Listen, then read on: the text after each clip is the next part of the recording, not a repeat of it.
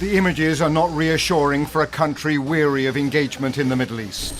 A rocket attack on the Baghdad airport kills Iran's most revered military leader. We killed the most powerful man in Iran, short of the Ayatollah. In Iran, he is seen as a revered military leader. He's been called a monster, and he was a monster. His actions now put us on the path to another war. The President Trump's decision to remove Qasem Soleimani from the battlefield saved American lives. There's no doubt about that. If we have learned nothing else from the Middle East in the last 20 years, it's that taking out a bad guy is not a good idea unless you are ready for what comes next. Let me reiterate that the United States is not seeking a war with Iran, but we are prepared to finish one. This targeting of Qasem Soleimani really puts us right now, Victor, in uncharted territory. Now this from the president a few moments ago. He tweeted just an image of an American flag.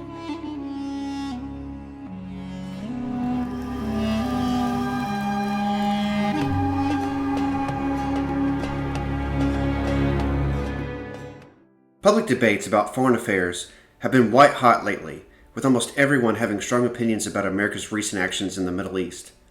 Many politicians have questioned America's role in places like Iraq, with some arguing that America should disengage from the region entirely. In conservative circles, a split is increasingly obvious, as non-interventionists like Senators Rand Paul and Mike Lee have called for disengagement, and Fox News' Tucker Carlson has strongly argued against President Trump's actions. Many may wonder why it's so difficult for America to simply let go of the Middle East. Can't we just ignore that area of the world and simply focus on the issues within our own borders?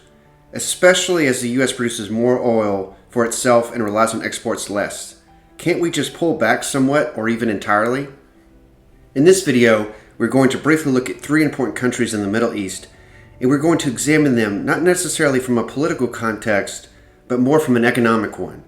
Specifically, we're going to look at just how much the Middle East benefits us, and how much our own current economic prosperity can be traced back to international stability and mutual cooperation. The U.S. has some form of a trade relationship with at least 15 Middle Eastern countries, so for the purposes of time, we will only look at 3 of the most important ones as examples. First, let's talk about the United Arab Emirates. The UAE is widely considered to have one of the most open economies in the world. It has been the U.S.'s largest export market for 8 years, as Emiratis love American products. The U.S. has trade relations not only at the federal level of the U.S., but also with every single state, meaning that its investment supports hundreds of thousands of American jobs. Over 1,500 American firms are present in the UAE, and they see it as an important source of revenue as the Emirati government charges no corporate or income taxes.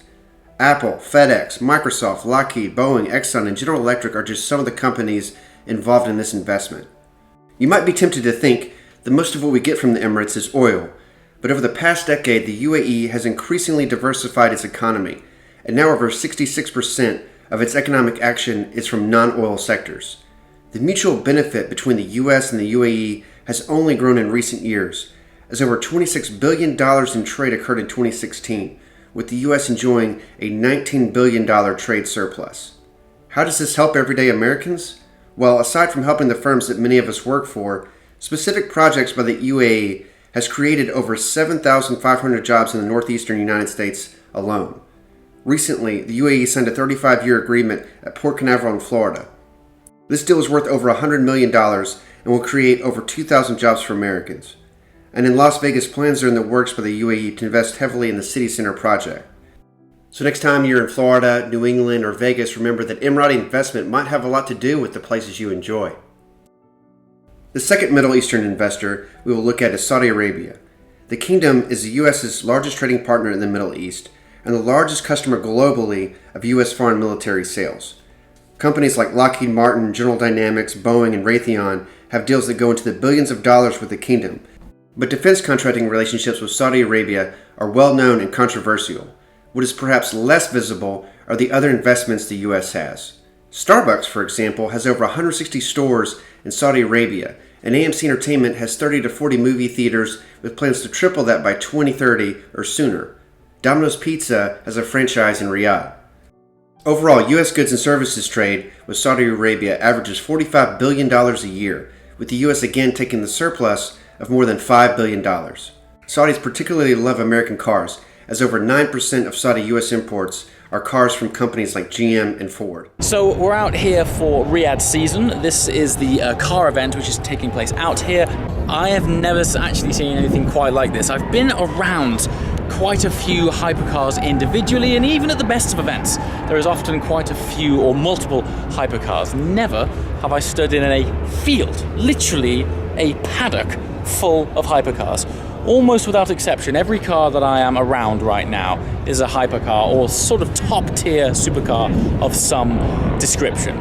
U.S. investors are particularly interested in beginning to market to Saudi women, whom the government has only recently allowed to drive. The kingdom is the second leading source of imported oil for the United States, with 1 million barrels per day shipped. But Saudi investors are also the biggest source of capital for U.S. startups, investing millions of dollars in electric car companies like Lucid and Uber. The government of Saudi Arabia is currently working towards a plan to diversify its economy called Saudi Vision 2030, which has been at times in question due to government crackdowns on the free press, including the assassination of a journalist, though this plan has already led to an increase in foreign investment by 110% in the past 2 years. The third country we'll examine is Israel. While the military and political relationship between the U.S. and Israel is well known, its economic relationship began in 1985 as the U.S.'s first trade agreement.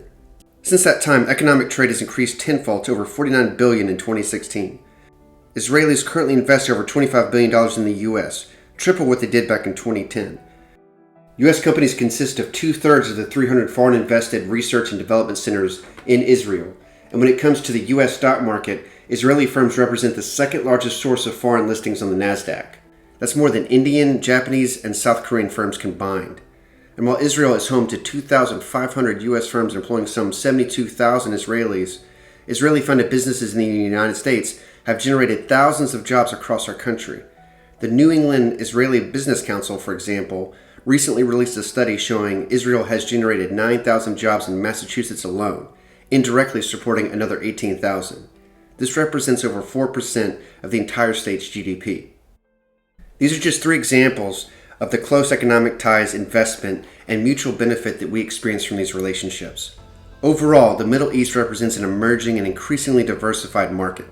Mineral fuel and oil remain the top exports for the region, but initiatives are underway in numerous countries to invest in renewable energy and alternative forms of value for the global economy. At the same time, increasing literacy rates and economic access means the demand is increasing for American products, which can bring profits and benefits to our economy. While lack of transparency, inconsistent government procedures, and the potential for corruption are still common in the Middle East, the economic benefits the U.S. continually receives both to businesses and in the form of investments back home are obvious. Economic investment by itself doesn't justify U.S. military presence, but it does represent an important factor that is often overlooked in political discussions. It's difficult to conceive of the U.S. disengaging politically and militarily from the region because there is so much mutual investment abroad. And while Donald Trump may sell himself as a nationalist, he is also a businessman at heart who understands the importance of protecting and furthering American investments overseas. Rather than trying to spread democracy for its own sake, Trump seeks to commit U.S. resources, including troops, towards causes which benefit the United States and its economy. We're talking about over 40,000 jobs in the United States. You know, you're talking about 500,000 jobs. That was 110 billion. You know, you're talking about over 1 million jobs. I don't want to lose 1 million jobs.